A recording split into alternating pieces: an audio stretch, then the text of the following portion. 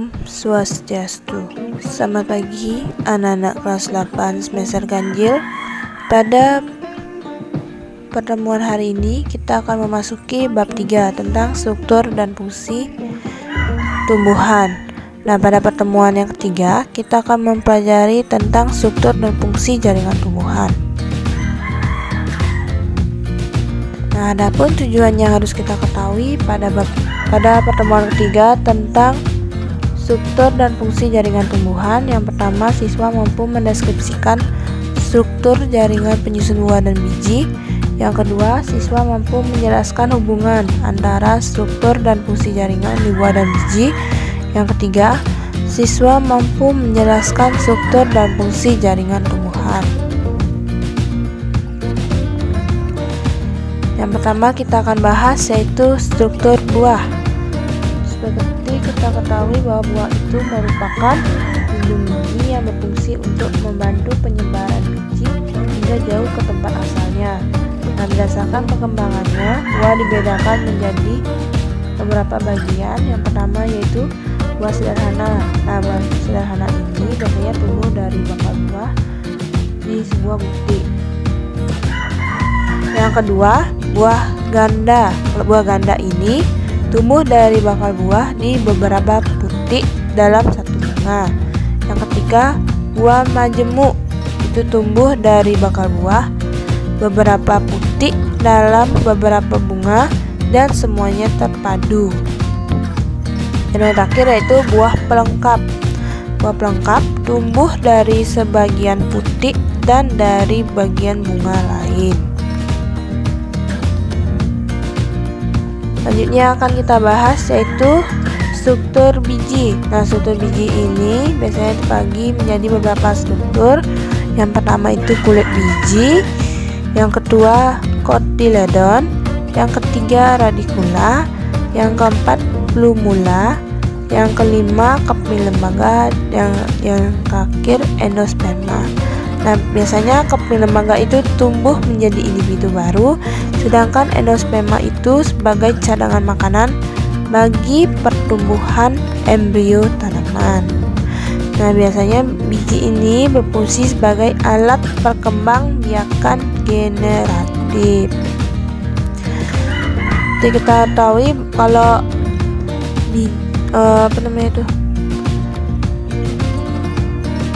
kalau dikotil itu termasuk tumbuhan yang berkeping berapa, yang memiliki keping biji berapa kalau dikotil sama monokotil. Kalau dikotil itu termasuk tumbuhan yang memiliki keping biji 2 atau berkeping 2. Kalau monokotil itu berkeping 1. Terus kalau pada perhiasan bunga atau mahkota bunga itu dikotil dan monokotil itu memiliki kelipatan berapa. Jadi dikotil itu memiliki perhiasan bunga atau mahkota bunga yang kelipatannya sebesar 5. Sedangkan kalau monokotil itu memiliki perhiasan bunga dengan kelipatan 3. Lalu untuk tulang daunnya, kalau tulang daun pada dikotil itu menyirip apa sejajar. Jadi kalau tulang daun pada dikotil itu menyirip atau menjari, sedangkan kalau monokotil itu melengkung dan sejajar. Kalau akar dikotil apa? Kalau akar dikotil itu tunggang. Kalau monokotil itu berarti dia tuh akarnya serabut. Terus kalau kambium batang pada dikotil monokotil. Kalau dikotil itu punya kambium enggak? Jadi kalau dikotil itu memiliki kambium batang dalam artian berkambium. Terus kalau monokotil itu sebaliknya, yaitu tidak berkambium. Seperti itu ya, bagian dari struktur biji. Sekarang kita masuk pada struktur dan fungsi jaringan tumbuhan yang terbagi menjadi 5. Yang pertama yaitu epidermis. Epidermis ini memiliki ciri-ciri yaitu jaringan terluar yang biasanya tersusun atas sel-sel hidup dengan dinding sel yang tipis, Selnya itu biasanya berbentuk balok, tipis, rapat, serta tidak memiliki ruang antar sel. Ada yang bermodifikasi menjadi sisik atau bulu. Nah, epidermis ini tidak memiliki klorofil dan memiliki fungsi untuk melindungi jaringan di bawahnya. Yang kedua yaitu meristem. Kalau meristem ini ciri-cirinya itu selnya masih muda, terus belum memiliki diferensiasi dan spesialisasi, berdinding tipis, protoplasma banyak, vakuola kecil, inti besar, plastik belum matang dan berbentuk sama ke segala arah. Nah, meristem ini bersifat embrionik, dalam artian aktif membelah. Nah, fungsi dari meristem itu adalah sebagai pusat pertumbuhan. Selanjutnya, parenkim atau jaringan besar. Ciri-cirinya tuh, biji parenkim terletak di sebelah dalam jaringan epidermis. Terus biasanya parenkim tersusun atas sel-sel bersegi banyak. Dalam artian antara sel yang satu dengan sel yang lain terdapat ruang antar sel.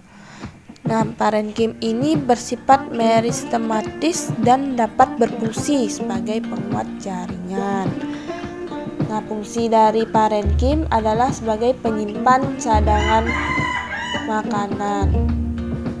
Yang keempat yaitu kolenkim. Kolenkim memiliki ciri-ciri yaitu sel yang hidup, ada penebalan sutut dan berprotoplasma.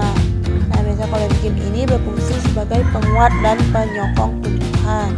Yang terakhir yaitu sklerenkim, memiliki ciri-ciri dinding sel tebal dan kuat, dinding sel dari lignin dan sel-selnya mati. Nah, sklerenkim ini berfungsi untuk sebagai penguat dan penyokong tumbuhan. Selanjutnya yang akan kita bahas yaitu pengangkutan pada tumbuhan. Nah, pengangkutan pada tumbuhan terbagi menjadi dua, yaitu pengangkutan ekstravaskuler dan pengangkutan intravaskuler. Yang kita akan bahas yaitu pengangkutan ekstravaskuler, yaitu pengangkutan tanpa melalui pembuluh xilem dan floem. Biasanya itu pengangkutan ekstravaskuler dimulai dari air mineral, kemudian diserap bulu akar, lalu dari bulu akar itu menuju epidermis, dari epidermis menuju korteks, dari korteks menuju endodermis, dan dari endodermis akan menuju ke stele atau silinder pusat. Yang kedua yaitu pengangkutan intravaskuler, yaitu pengangkutan melalui bekas pengangkut. Nah, pengangkutan melalui bekas pengangkut pada pengangkutan intravaskuler dibagi menjadi dua, yaitu pembuluh xilem dan pembuluh floem. Pembuluh xilem ini terdiri dari air dan garam mineral setelah diserap akar dan akan diedarkan ke seluruh tubuh tumbuhan dengan dipengaruhi oleh daya hisap daun, kapilaritas pembuluh dan tekanan akar.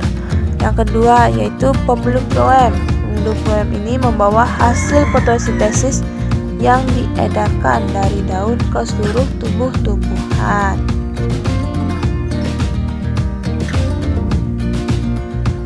Baik, sekian pemaparan materi tentang struktur dan fungsi jaringan tumbuhan pada pertemuan ketiga.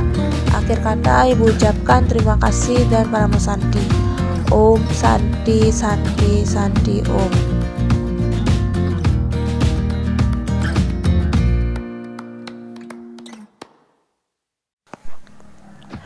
Om Swastiastu. Selamat pagi anak-anak kelas 8 semester ganjil. Pada pembelajaran IPA hari ini kita akan memasuki bab 3 tentang struktur dan fungsi tumbuhan. Nah, pada pertemuan yang keempat kita akan mempelajari tentang teknologi yang terinspirasi dari struktur tumbuhan. Nah, berdasarkan pada pertemuan yang keempat yaitu tentang teknologi yang terinspirasi dari struktur jaringan tumbuhan, Adapun tujuan yang harus kita ketahui, yang pertama, siswa mampu menunjukkan pemanfaatan teknologi yang terinspirasi dari struktur tumbuhan. Nantinya kita akan memasuki materi tentang teknologi yang terinspirasi dari struktur tumbuhan. Biasanya pada beberapa teknologi itu diciptakan berdasarkan struktur organ dan jaringan tumbuhan. Nah, adapun beberapa teknologi yang dikembangkan dari organ dan jaringan tumbuhan, yang pertama kita akan bahas yaitu panel solar atau solar cell. Itu panel surya merupakan alat yang dapat mengubah sinar matahari menjadi energi listrik. Nah, ketika cahaya matahari mengenai permukaan panel surya, itu menyebabkan elektron atau partikel penyusun atom yang memuatan negatif pada panel surya bergerak pada suatu konduktor atau pengantar panas yang baik dan menjadi arus listrik. Nah, pembuatan teknologi panel surya terinspirasi dari mekanisme fotosintesis pada tumbuhan. Nah, proses fotosintesis itu membutuhkan cahaya matahari dan zat klorofil. Nah, melalui proses fotosintesis itu dihasilkan glukosa atau gula dan oksigen atau O2. Nah, panel surya itu dilengkapi dengan sel-sel surya yang dapat mengangkat sinar matahari dan mengubahnya menjadi energi listrik. Sama dengan kloroplas yang mampu menangkap sinar matahari dan mengubahnya menjadi energi kimia. Nah, energi tersebut biasanya digunakan untuk melakukan proses fotosintesis. Itu ya pemaparan materi dari panel surya. Yang kedua kita akan bahas yaitu tentang sensor cahaya. Nah, biasanya sensor cahaya itu terjadi pada lampu jalan, di mana sensor cahaya pada lampu jalan akan membuat lampu otomatis menyala ketika menjelang malam hari. Kenapa bisa dia menyala otomatis? Karena lampu itu sensitif terhadap perubahan cahaya seperti tumbuhan yang disebut sebagai fotoreseptor. Nah, lampu penerangan jalan itu mampu menyala secara otomatis karena dilengkapi sensor cahaya fotoresistor, di mana fotoresistor itu merupakan teknologi yang dapat diubah nilai hambatan listrik melalui penyinaran cahaya. Nah, mekanisme lampu penerangan jalan tersebut itu terinspirasi dari stomata daun pada tumbuhan kaktus. Nah, pada stomata kaktus akan membuka ketika malam hari dan menutup di malam hari untuk mengurangi proses penguapan. Nah, aktivitas sel penjaga stomata itu diterapkan pada fotoreseptor yang peka terhadap rangsangan cahaya. Nah, pada siang hari yang terik, fotoreseptor pada sel penjaga itu dipompa keluar dengan bantuan ion-ion, sehingga mengakibatkan sel penjaga akan mengecil dan lubang stomata itu tutup. Sedangkan pada malam hari, air dipompa lagi masuk ke dalam sel penjaga dengan bantuan ion-ion, sehingga sel penjaga menjadi lebih besar. Namun akibatnya stomata menjadi terbuka. Itu ya pemaparan materi tentang sensor cahaya. Yang ketiga yaitu lapisan pelindung dan pengkilap. Kalian pernah nggak melihat permukaan daun talas dan teratai yang licin itu kan? Nah, apa sih yang menyebabkan permukaan daun tanaman talas dan teratai itu terkena tetesan air? Jadi jawabannya, air akan langsung jatuh tanpa membasahi atau mengotori permukaan daun talas dan teratai. Bagaimana hal itu bisa terjadi?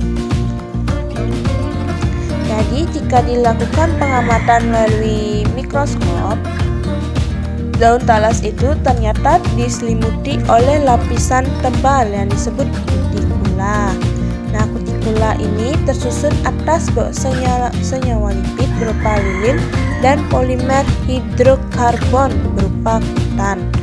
Nah, kedua senyawa yang bersifat hidrofobik atau tidak suka air, sehingga jika air mengenai lapisan ini tidak akan membasahi daun, karena pada daun itu dilapisi lilin sehingga mampu mencegah menempelnya debu atau kotoran lain sehingga membuat daun tetap bersih. Nah, mekanisme ini pun diterapkan pada lapisan pengkilap pembersih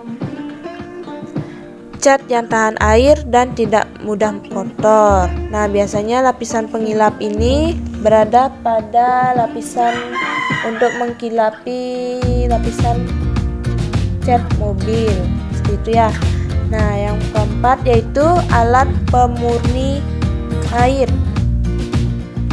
Nah, alat pemurni air ini biasanya terinspirasi dari tanaman eceng gondok, di mana akar tanaman pada eceng gondok berbentuk serabut-serabut yang banyak dan rapat. Nah, akar tersebut mampu menyerap partikel-partikel yang terlarut dalam air sehingga air menjadi bersih. Bahkan zat-zat yang berbau seperti racun pun dapat diserap oleh eceng gondok. Nah, sel-sel akar yang diamati melalui mikroskop terlihat bahwa membran sel akar itu terbentuk dari protein yang memiliki lubang dengan ukuran tertentu dan daya ikat tertentu pula. Nah, salah satu salurannya itu adalah aquaporin. Nah, saluran kanal ini hanya mampu dilewati air sehingga partikel lain seperti debu, racun atau kotoran pun tidak mampu masuk melalui aquaporin. Nah, mekanisme ini menjadi dasar dari prinsip pembuatan teknologi penyaringan dan pemurnian air. Nah, dengan teknologi ini air yang kotor pun dapat disaring hingga partikel terkecil hingga menyebabkan air tersebut benar-benar bersih dan sehat untuk dikonsumsi. Itu ya, teknologi yang terinspirasi dari struktur tumbuhan. Baik, sekian pemaparan materi tentang pertemuan keempat, teknologi yang terinspirasi dari struktur jaringan tumbuhan. Akhir kata, mengucapkan terima kasih dan Parama Santi. Om Santi Santi Santi Om.